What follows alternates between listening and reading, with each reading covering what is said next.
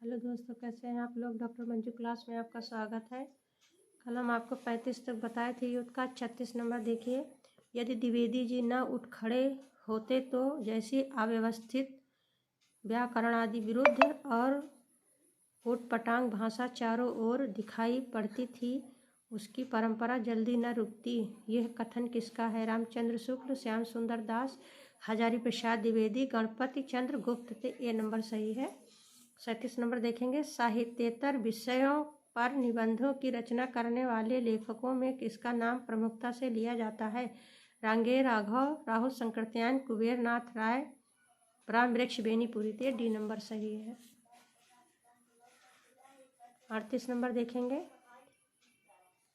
यात्रा के लिए निकलती रही है वृद्धि पर हृदय को साथ लेकर, यह कथन किस निबंधकार का है? डॉक्टर नगेंद्र पंडित महावीर प्रसाद द्विवेदी, डॉक्टर नंदुलारी वाजपेयी, पंडित रामचंद्र शुक्ल। डी नंबर सही है। 39 नंबर देखिए। कविता क्या है के अनुसार कविता की आयु बढ़ती है? अलंकार से, मूर्त विधान से, अर्थ ग्रहण से, नाद सौंदर्य से। डी नंबर सही है। नेक्स्ट देखेंगे। निम्नलिखित में से कौन कहानीकार प्रेमचंद युग में ही प्रतिष्ठा प्राप्त कर चुका था? कमलेश्वर, ममता कालिया, जैनेन्द्र, हरिशंकर परसाई। तो ये जैनेन्द्र है। नेक्स्ट देखेंगे। लड़कपन था तब मैं उसके समकक्ष था, हम में कोई भेद ना था, यह पद पाकर मैं अब केवल उसकी दया के योग्य हूँ। वह मुझे अपना जोड़ नहीं समझता, वह बड़ा हो गया है, मैं छोटा हो गया हूँ। यह निम्नलिखित में से किस कहानी का अंश है? ईदगाह, अलगोजा, शतरंज के खिलाड़ी, गुल्ली डंडा। गुल्ली डंडा। 42 नंबर देखेंगे। हिंदी की प्रसिद्ध कहानी कसाईवाड़ा के लेखक हैं? तो सबको आपको पता होगा, शिवमूर्ति। इनमें से कौन सी कृति प्रतिबंधित रही है? भारत भारती, वंदनी, झांसी की रानी, चिंगारियाँ। चिंगारियाँ। 44 नंबर देखें। विचित्र जीवन था इनका, घर में दो चार बर्तनों के सिवा कोई संपत्ति नहीं, फटे चिथड़ों से अपनी नग्नता को ढके जाते थे, संसार की चिंताओं से मुक्त, कर्ज से लदे। यह कथन किस कहानी से उद्धृत है? पंच परमेश्वर, पूस की रात, बड़े घर की बेटी, कफन। कफन से है। उत्तर आधुनिकता की संकल्पना हिंदी की किस कहानी में मिलती है? उदय प्रकाश की कहानी, वारेन हेस्टिंग का सांड, जयशंकर प्रसाद की कहानी ममता, प्रेमचंद की कहानी कफन, जैनेन्द्र की कहानी एक गौ। तो ये नंबर सही है। नेक्स्ट देखेंगे।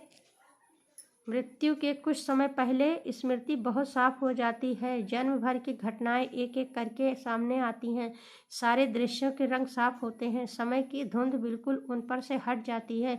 उपर्युक्त गद्यांश किस कहानी से उद्धृत है? तो ये उसने कहा था से लिया गया है।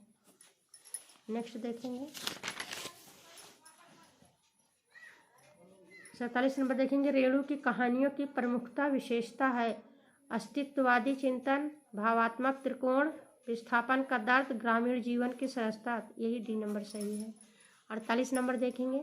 मलबे का आदमी कहानी का कथ्य क्या है? सांप्रदायिकता, पर्यावरण, प्रदूषण, भारत पाक विभाजन। तो ये डी नंबर सही है। 49 नंबर देखेंगे। प्रेमचंद का कौन सा उपन्यास किसान जीवन से संबंधित नहीं है? गोदान, प्रेमाश्रम, कायाकल्प, कर्मभूमि। सी नंबर सही है। 50 नंबर देखेंगे। इला चंद्र जोशी के उपन्यास जहाज का पंछी को किस श्रेणी में रखा जा सकता है? ऐतिहासिक, सामाजिक, मनोवैज्ञानिक, आत्मकथात्मक। सी नंबर सही है। 51 नंबर देखेंगे। महाराज घर में न गाय है, न बछिया, न पैसा, यही पैसे हैं, यही उनका गोदान है। गोदान में यह कथन किसका है? झुनिया, हीरा, धनिया, गोबर। तो ये सी नंबर सही है। 52 नंबर देखेंगे। यशपाल अपने उपन्यासों में बरबस ही अपनी एक विशेष विचारधारा को ठूंस देते हैं, यह विशेष विचारधारा है। नंबर 1 फ्रायड का मनोविश्लेषणवाद, सत्र का अस्तित्ववाद, मार्क्स लेनिन का साम्यवाद, महर्षि अरविंद का दर्शन। तो ये सी नंबर सही है। 53 नंबर देखेंगे। अमरकांत प्रेमचंद के किस उपन्यास का पात्र है? रंगभूमि, कर्मभूमि, गबन, सेवा सदन। ये कर्मभूमि का है। नेक्स्ट देखेंगे। 54 नंबर। निम्नलिखित कृतियों को उनके रचनाकारों के साथ सम्मिलित कीजिए। चित्रलेखा किसकी है? कब तक पुकारूं, प्रति परिकथा, मानस का हंस। तो ये पहला कहते ये भगवती चरण वर्मा है, तो इसमें ये डी नंबर सही है। 55 नंबर देखेंगे, मुख्यतः दलित वर्ग का चित्रण प्रेमचंद के किस उपन्यास में किया गया है? वरदान, निर्मला, गबन, कर्मभूमि। तो ये कर्मभूमि में। इतिहास इस बात का गवाह है कि इस महामयी शक्ति की उपेक्षा करने वाले साम्राज्य नष्ट हो गए। कथन किस उपन्यास से उद्धृत है? गोदान, दिव्या, आपका बंटी, बाणभट्ट की आत्मकथा। तो ये डी नंबर सही है। 57 नंबर देखेंगे, परीक्षा गुरु उपन्यास का प्रथम प्रकाशन कब हुआ था? ये 1882 ईस्वी में।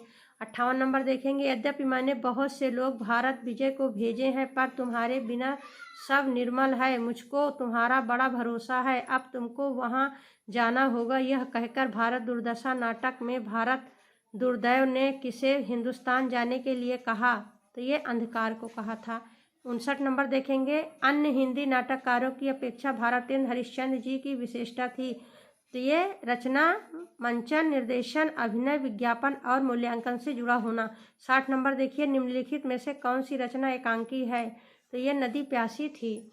61 नंबर देखेंगे, 61 नंबर है, सच है वीरता जब भागती है तब उसके पैरों से राजनीतिक छल छंद की धूल उड़ती है। एक कथन प्रसाद कृत किस नाटक का संबंध है? तो आपको पता है, ध्रुव स्वामी से लिया गया है। 62 नंबर देखिए, निम्नलिखित में से कौन कार्य व्यवस्था के अंतर्गत नहीं है? प्रयत्न, ये उत्पाद है, सबको पता है। 63 नंबर देखिए, डॉक्टर नामक कृति की विधा है? नाटक, प्रहसन, कहानी, गीत परक। ये ए नंबर सही है। 64 नंबर देखें, अंधा युग नाटक के अंक शीर्षकों का सही अनुक्रम है?